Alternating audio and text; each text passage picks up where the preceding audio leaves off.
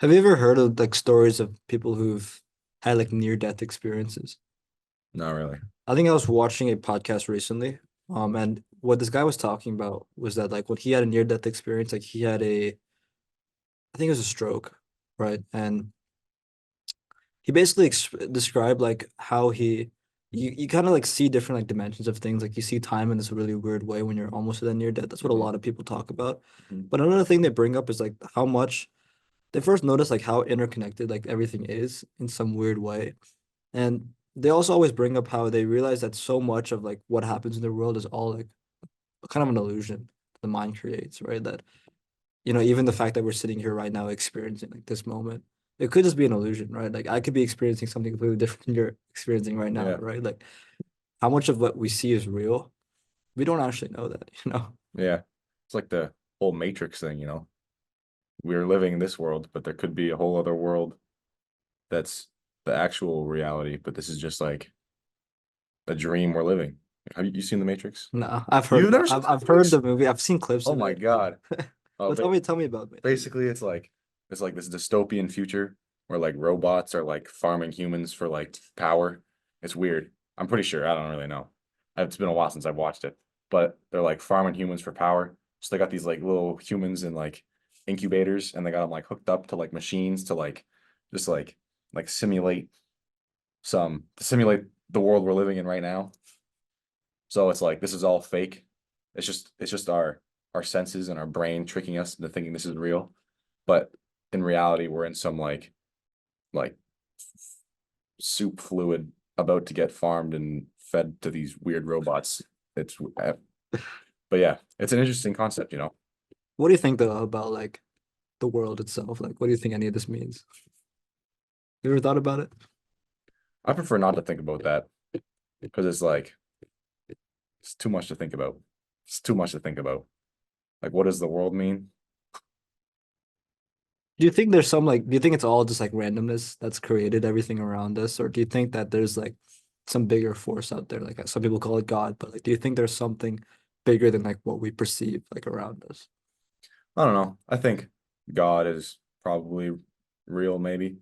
And even if God isn't real, like the effects that he has on people are real, whether he's real or not. Believing in him has positive effects.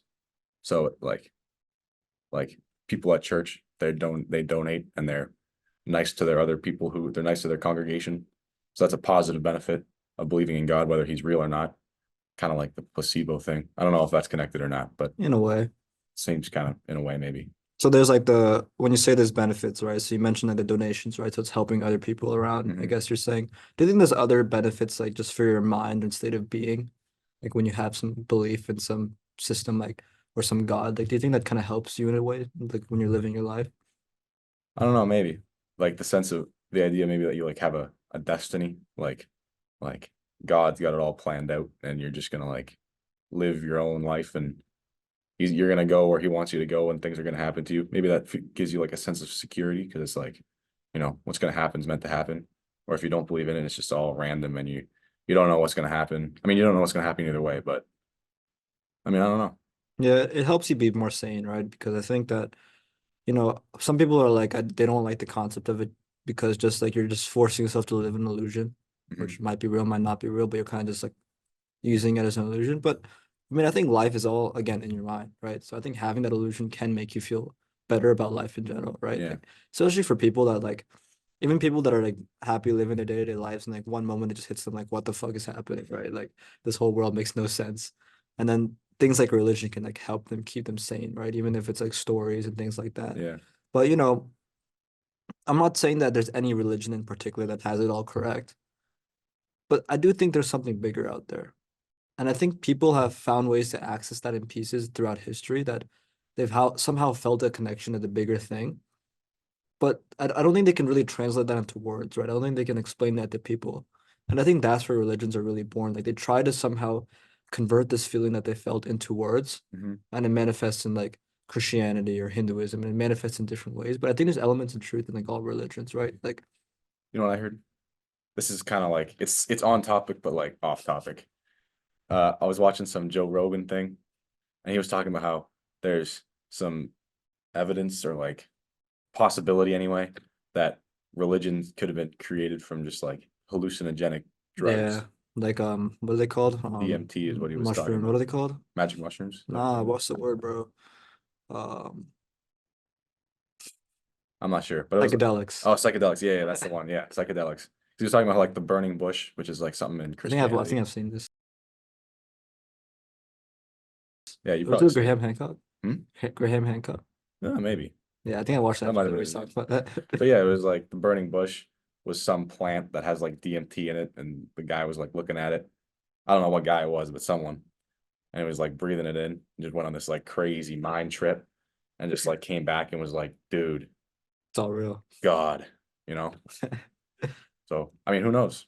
But at the end of the day, I think it's helped people. Like my church does like donations Well, to you're like Christian, right? yeah, You read the Bible every night.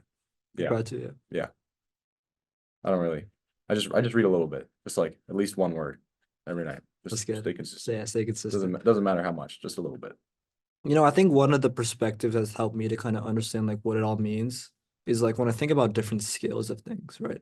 To think that there's like ants that are like this tiny, probably crawling around right now in this room, and even smaller than that, there's like cells, and there's like nucleus, and there's like atoms, and there's electrons, right? Like, and then there's like something that's so big as the sun, right? I would imagine like all the cells in your body were like smart cells, right? And they had like a human brain, like not exactly a human brain, but let's say they were so smart and they like figured out that we are cells, right? And we're made of like this endoplasmic reticulum. We're made of like this ribosomes. We're made of this nucleus. Like, oh, we're so smart. We figured out everything out about ourselves. Then they figure out, oh, wait, we're actually in the stomach right now. We're in the small intestine. Oh, there's something called a nose. Oh, we figured out there's something called the human body, and that's all they know. And then you told them, oh yeah, there's all this thing called the earth that exists. They can't even comprehend that. So are you trying to say like So we are the humans, right? We have smart brains. We figured out, oh, we're humans, and this is the Earth, and this is the solar system. uh-huh. I think that's just a limit to something that's bigger So you think like that we can't even comprehend. I because I don't like thinking about space because it hurts my brain. But it's like what's outside the known universe? Because like there's a point where it's like our telescopes can't reach it because it's like the light isn't coming to us, so we can't see it because there's no light. Um, but it's like, does it just keep going? Is it infinite? Or is it like our little universe is like another little thing? And then there's like other universes. And it's like, Not even other you universes, know, but like something we can't even understand that's bigger than this, right? yeah.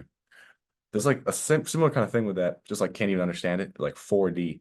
Imagine you're like a 2D person and all you've lived is 2D. You can't imagine what 3D is going to be like. And it would be the same thing for 4D. There could be a fourth dimension. There could be these like 4D I beings. think they Who call four knows? dimension like time, right? Maybe time's a fourth dimension. That'd be pretty crazy if time was. Imagine we could travel time. That'd be so cool, Because man. you can travel into the future, but you can't really travel into the What past. do you mean Yeah. travel into the future? You can't. Well, it's like basically, I'm pretty sure like the closer you get to the speed of light, like because Einstein's theory of relativity or something, closer you get to the speed of light, the slower time moves for you, but then time's moving fast for everyone else still. So and they measured it like you could put like a clock at the bottom of Mount Everest and the clock at the top, and because it's Earth is spinning, the one on the top will they'll have different times, even though they're like the exact same clock.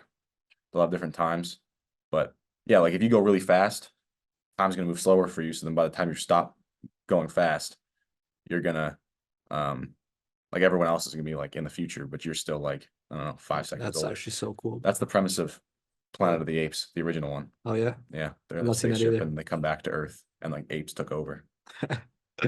Yeah, time. Let's get into the discussion of time because I read this book called The Secret Pulse of Time Hmm. last this summer actually. So this previous summer.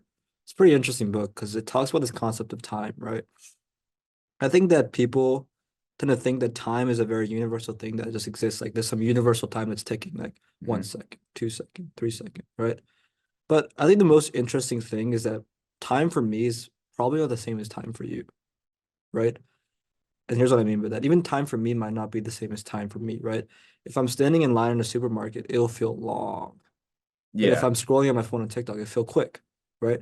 So time does not always like go at the same rate for everyone in every circumstance, right? There are times where like time feels like it's going faster. There's times when time's feeling like it's going slower, right?